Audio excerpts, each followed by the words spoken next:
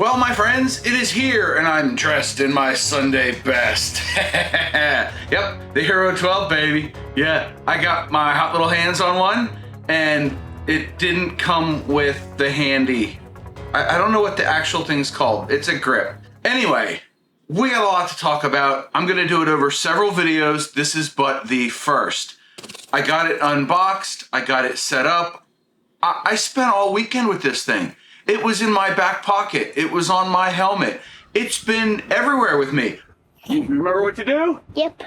I even gave it to my kids, both of them, to see how well the stabilization worked. But you came here to find out if it's worth buying and what major faults I found. So let's just dive right in. Welcome back to the channel, my friends. This is Road Reality, where I pull my hair out, testing and then poring over the test results and looking for the minute details, the minutia, if you will. But I took a lot of notes along the way. There's a lot going on with the Hero 12. Not all of it's great. Most of it is really good, actually. So, spoiler alert, I like this camera.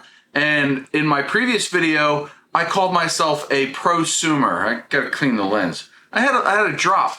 I had a little drop of water on the lens, and it was a nice drop. The hydrophobic coating worked real well. Anyway, I took a lot of notes, and I had some reasons to check out the Hero 12 in the first place. So let's go through those first. Number one on my list was 10-bit recording, and for that, it boots up really quick. That's the first thing, right? It boots up quick and it shuts off quick. You have to slide down to here, slide over to there, hit preferences. There it is. And then scroll down to video. And it's really hard to do this looking at the preview screen. But there's your 10-bit recording and your bit rate. So I like to set that to high, gives me the most detail. But that is one of the first things I found. The other one is that if you go in here, and yeah, we're in focus there, right? If you change between standard, HDR, and log, it changes a lot. As you're scrolling through the settings, it changes the lens from linear to wide, super view, etc. It changes your HyperSmooth settings. It changes your ProTune settings. So it's almost like in each preset on this camera, you get basically 3 different presets depending on what's available for that mode. We'll get into that in a second too. But you kind of have to be wary of that. I caught myself out recording at 4K 120. Look at that movement. Ooh, more movement. Ooh, hello. Is it really shooting at 120 frames a second? Look at that movement. Ooh, more movement. Ooh, hello.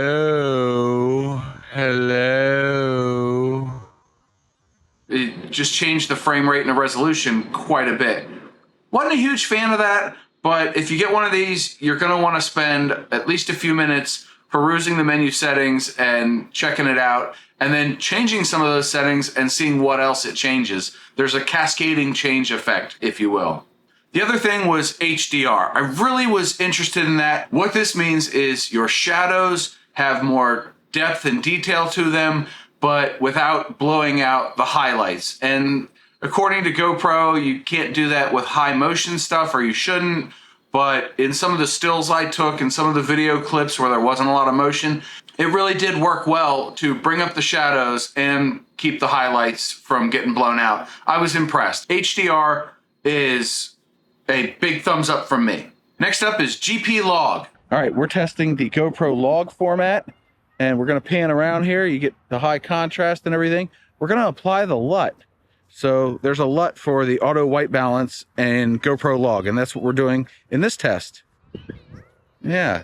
Ooh, yeah. How's that look? Any better now? Let me know in the comments below. I mean, it's really simple, and the quality of the output is, in my opinion, very good. And in that same vein, the GoPro natural color profile I thought was very good. I tested it out against the Hero 10. We're gonna look at that in an upcoming video, so stay tuned for that.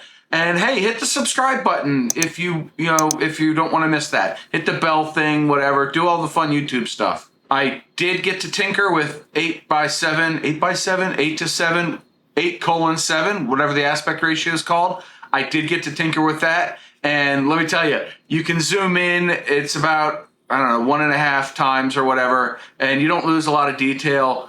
But if you take that same clip and you drop it into a vertical timeline in Resolve, it's really cool because you just go, boop, it's there, and you can pan left to right to keep things in frame that you want. I thought that was really cool, so yay for that. I might be using that to do shorts as much as I don't like them. Next up was Autoboost, and I guess in a plus, I didn't see it working. I mean, I gave the camera to my kids. Both hands? Awesome. We're really testing HyperSmooth 6.0. All right, what'd you think, bud? And they're both young boys, so the footage is anything but stable. High five. All right. How was that? Was that fun? Yeah. You enjoyed it? All right, cool. Thank you. And I didn't throw up watching it. So I'll take that as a win. I will have to do a little bit more testing with that because I wasn't able to really suss out the details and see that, oh, it cropped in 10% when I was getting really unstable and whatever. So I'll have to throw it on like a motorcycle helmet and see what happens. I don't know. The second to last thing I want to talk about before we get into some of my other notes. So I don't know, whatever. It's midnight on a Sunday. The Max Lens Mod 2.0. I don't have it on the camera right now, but I did use it. Yeah, let's get it in focus. Ooh, that's the camera again. Yep. It's got the blue sparkles on it. See the blue sparkles? Yeah. I did test the Max Lens Mod. Again, that'll be in the motovlog test video, not this one. Here's a little clip though. Spoiler, you know, the teaser, if you will. It worked really well. I was very impressed with the stability and the extra wide field of view. It was actually a little too much. That's coming soon, and I am actually kind of excited to use this in different modes on my daily rides and other motovlogs that I do, because I think it'll be pretty cool. You know, I like the one, and this camera will work with the Max Lens Mod 1 or 2. And the last big one that I wanted to test out, and I haven't done a scientific test on the battery life. I put the Hero 10 and 12 up against each other, set up as identically as I could, and rode around. Again, those results will be in the motovlog test coming soon. It is better. I think a significant improvement in battery life. After just over hours of running around, the Hero 12 is at %, and the Hero 10 on the handlebars is at %. That's really cool. Now let's dive into some of my other testing notes that weren't the things I mentioned in the previous video. And these are in no way, shape, or form in order. There's no HDR with the Max Lens Mod 2.0. I don't know why they do this. You pick one resolution, you pick 4K, and you've got 7 frame rates. But if you pick 2.7K, you get 3 frame rates, and it's all software. I don't understand it. For video sharpness, I know a lot of people shoot in either low or medium and add it in post. I much preferred the high sharpness to the medium and low. I tried that. I did not like the results. I mentioned that the menu system is complex. Do your due diligence and play around with all the settings. The presets are actually really cool. They have a lot of different preset names. Yep, we're gonna go with that. They work well to be able to quickly switch between your favorites. So I really like that feature. And by default, there's a new addition to the icons on the back of the screen. We got to turn the camera on for this one. I like hearing that beep. I have lens in my lower left, and then sharpness is above that. But over on the other side, we have the stabilization, the HyperSmooth, and that 3 bars beneath it is settings. So in the case of the Hero 12, now you have this settings button, and clicking that, or tapping it with your finger rather, goes directly into the settings for that preset. So you can change things pretty easily on the fly, which I think is pretty cool. And the preset there being on the bottom, it shows you some basic information about it. It's still there, so that works well. Overall, I found the camera very, very easy to use. Yes, it was complex, but once you get used to some of those complexities, life gets a lot simpler, and I was able to run and gun, guerrilla style, film a bunch of stuff. For the most part, I got what I wanted out of it. So I think they rewrote the entire software for the GoPro Hero 12, and I think they did a really good job about it. Also, Speaking of reliability, I had one time where the camera didn't want to turn on after it was being plugged in, but holding the side button down for 10 seconds was able to get it to reboot. And one time I had to remove the battery, but I had been really tinkering with it and on, off. So I'm sure I just confused it. I probably turned it on and off 150, 200 times this weekend, and I didn't have any issues other than those two. So that's a pretty good rate. I mean, I have more issues with other stuff than that. The other thing I had a problem with was the remote. Here is my remote test that I did.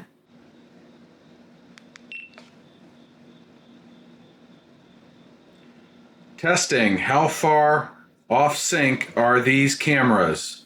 Testing, stopping recording.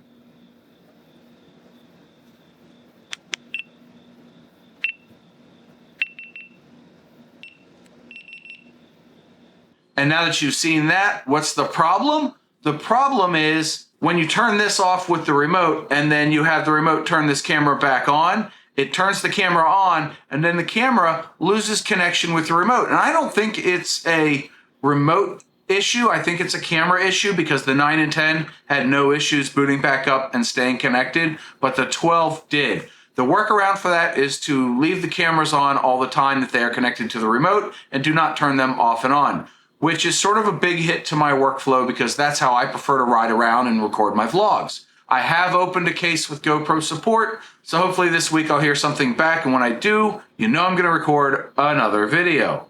Ta-da! More videos, yay! No, I'm kidding, it's going to be a lot of fun. Something else to note, and yeah, my vlogger handle is going to come in handy here. Yes, I put the camera, the 12, in a media mod. See, it's the 12 sparkles, ooh yeah. Anyway, the 12 in a media mod negates the tripod feet. See, it's got the tripod feet there. You can see, oh, it's shiny. Look, I've rubbed the paint off of it. But it won't even attach. There's no way. And the Ulanzi that I'm using with my Sony here to record this video, even that bolt, which is, I think, a little bit longer than this one. Yeah, it's a little bit longer than that. Still doesn't have enough to reach into the GoPro's feet here. So what you have to do is take the camera out of the media mod. Now you can't use it on a tripod with an external microphone unless you have a mic adapter. You can't use the media mod with the 12 and the tripod adapter. So yeah, that's kind of a big miss there, GoPro. Maybe I can find an adapter with a longer bolt or something, I don't know. On the plus side, this thing will charge while turned on and plugged into my computer. The Hero 10, hey look, it was sitting here the whole time. Yeah, the Hero 10, when it's plugged into my computer and turned on, it will not charge. It will in fact drain the battery while downloading footage. Luckily, it's not a whole lot, but it does drain. The 12, nope, charges right up while turned on. Awesome. And another big boon, I don't know if the 10 does it, I never looked. In fact, I spent more time this weekend testing out different settings on the 12 than I did on the previous 2 or 3 cameras, like combined. But this does looping. It even has a preset for looping. So you can just tap on the presets on the back screen here, find looping, tap it, and you're ready to use this thing like a dash cam. I am seriously considering doing just that. So let's boil it all down for you, right? We've got the Hero 12, I got the Max Lens mod, I got the other things for it. Would I buy it as a prosumer? Yes. The firmware in this thing, other than the remote issue, is really rock solid. Like, I've had less issues with this camera than the last 3 generations of GoPro that I bought straight out of the box. Are there things to fix? Are there things I change? Yes. Number 1, fix the remote issue, GoPro. Other than that, unlock more frame rates and resolutions. I know that people are going to ask, but it's not overheated on me. I've also not done full-length recordings on it. If it happens to me, I will let everyone know. But I don't foresee it happening.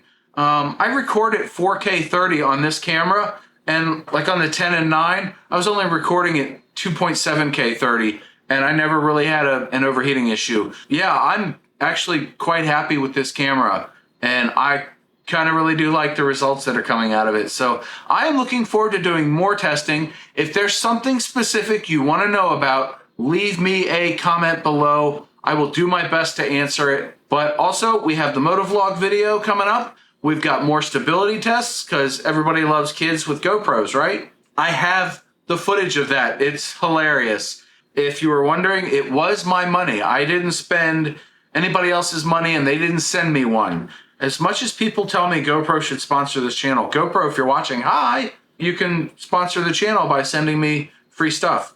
Anyway, without any further ado, I'm going to close this one out. Here's a video YouTube thinks you should watch, and I'll see you guys in the next one. Bye.